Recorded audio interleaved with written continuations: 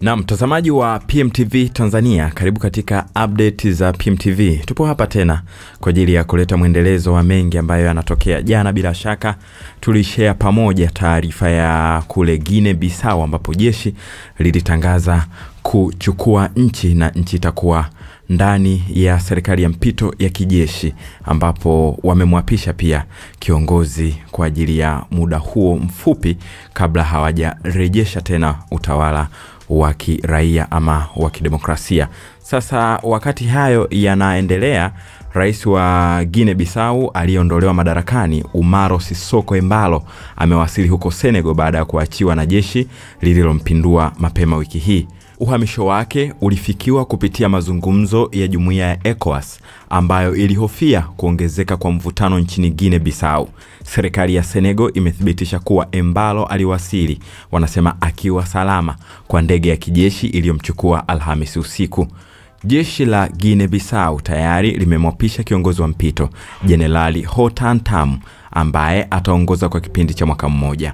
Mapinduzi hayo yalitokea siku moja kabla ya kutangazwa kwa matokeo ya awali ya uchaguzi wa urais na ubunge, ambayo jeshi limeyazuia na kusimamisha mchakato mzima wa uchaguzi.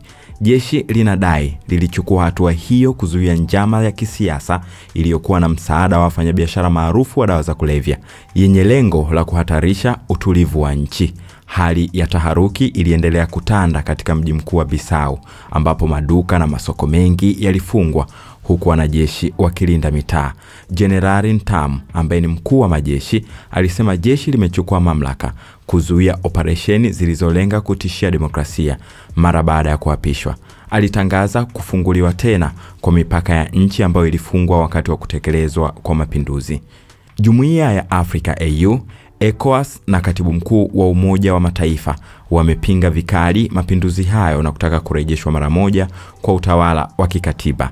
Guinea Bissau imekuwa ikikumbwa na misukosuko ya kisiasa kwa miaka mingi, ikiwa tayari imepitia takriban mapinduzi 9 au majaribio ya mapinduzi tangu ilipopata uhuru kutoka kwa Ureno mwaka 1974.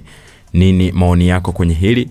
Shiriki nasi kwenye comment hapo. Aviator, rusha ndege, ushinde. Wapi utatua? Uamuzi ni wako. Aviator inapatikana kupitia pmbet.co.tz.